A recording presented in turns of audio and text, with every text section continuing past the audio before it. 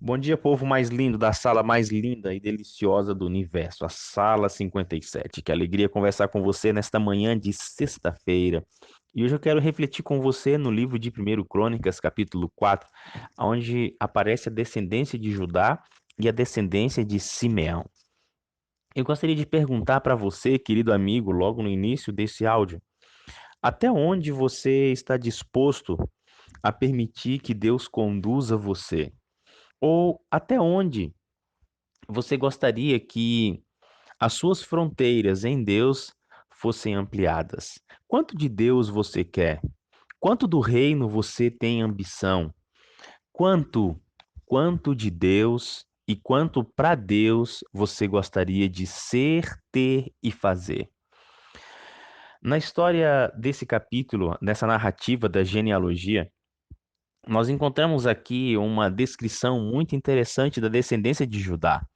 Nós encontramos que do verso 1 até o verso 8 vem falando sobre a genealogia.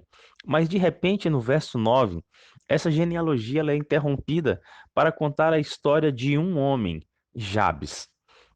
E a história de Jabes ela é contada em dois pequenos versos, versos 9 e verso 10.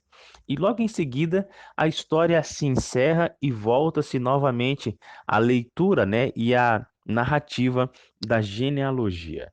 Eu fiquei pensando aqui nessa história de Jabes, a gente já vai falar um pouquinho sobre ele, mas eu fiquei tentando descobrir quem é o pai de Jabes ou quem é a mãe de Jabes.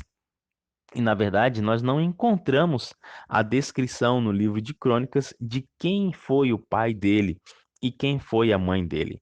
De Jabes está escrito pouca coisa, porém, pouca coisa com muito significado, com muita lição para que você e eu possamos aprender.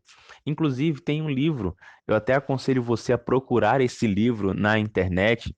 Digite assim, A Oração de Jabes, e você vai encontrar um livreto bem pequeno, tem em PDF, e acredito que já tem em áudio também, aonde você precisa ler esse livro. Fala de forma bem mais detalhada sobre a oração que Jabes fez e como a vida dele teve um desdobramento poderoso a partir disso. Diz assim: Foi Jabes mais ilustre que todos os seus irmãos. Sua mãe chamou-o Jabes, dizendo: Porque com dores o dei à luz. Então, a expressão Jabes, né, a pronúncia dele é muito parecida com dor. Por isso que é chamado Jabes, mas não é somente por isso, é porque a mãe dele, ao nascer, sentiu dores de parto além do normal. E então ela coloca esse nome no filho, Jabes, porque com dores o dei à luz. Amigos, você e eu sabemos como é desafiador você ter um nome diferente no meio dos coleguinhas, não é mesmo? Às vezes os coleguinhas hoje, né? Hoje chama isso de bullying. Na minha época que eu estudava, isso não era bullying, não, era zoação. E aí a galera colocava apelido para todo lado, né? Já me chamaram de cabeçudo, de beiçudo, de boca de gamela e por aí vai, né? Então, até hoje tem uns que me chamam de cabeçudo, que diz que minha cabeça tem um coquinho aqui atrás, mas isso tudo é charme, isso é inveja da oposição, e eu entendo, né? Uns nascem bonitos como eu, outros não tiveram essa alegria, essa bênção de Deus, então tem que se contentar com a forma que são. Mas na minha época isso era muito comum e acredito que na sua época também.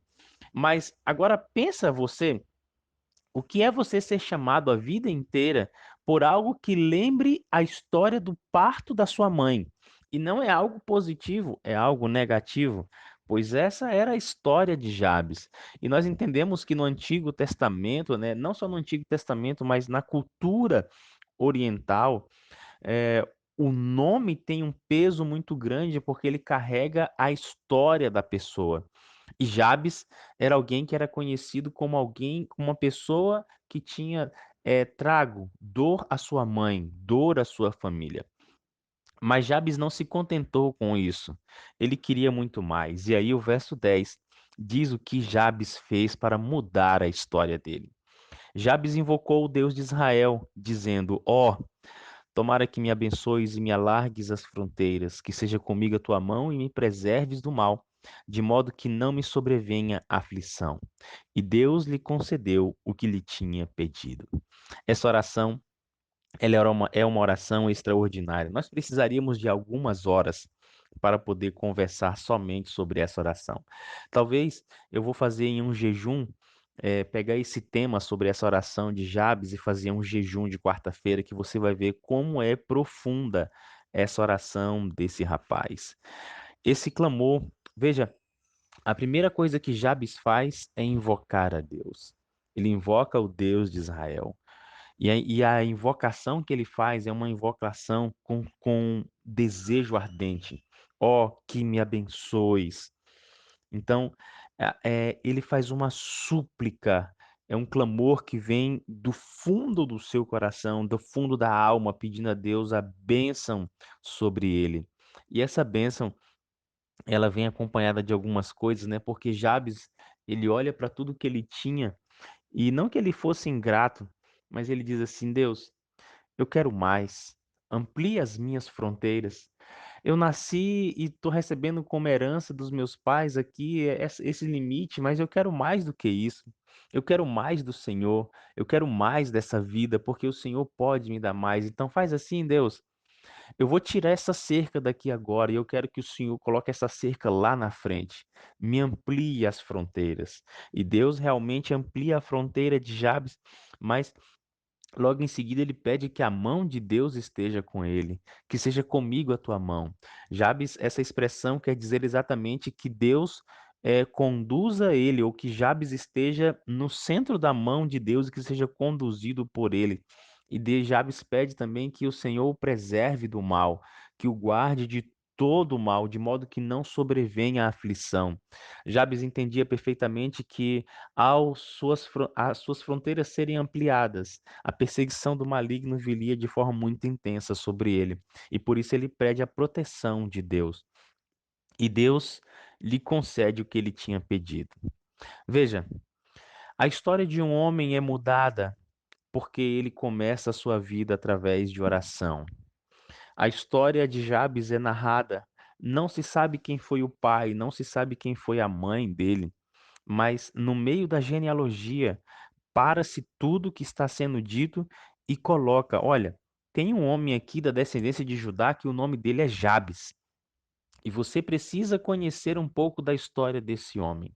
Ele nasceu assim, a mãe colocou o nome assim, mas ele fez uma coisa com Deus. Ele invocou o nome de Deus vivo. Querido amigo, querida amiga que me escuta nesta manhã de sexta-feira, o que você pode aprender da história de Jabes? Não importa qual tenha sido a sua história, não importa qual seja o significado do seu nome, não importa como você nasceu e as histórias que você colecionou até hoje. Podem ser histórias de tristeza, de frustração, de decepção, de humilhação. Hoje, hoje, se você e eu fizermos como Jabes, nós podemos estar iniciando um processo de mudança da nossa vida. Então eu convido você a fazer o mesmo que Jabes. Um grande abraço a você, querido amigo, querida amiga da Sala 57. E amanhã nós nos falamos aqui. Um grande abraço para você.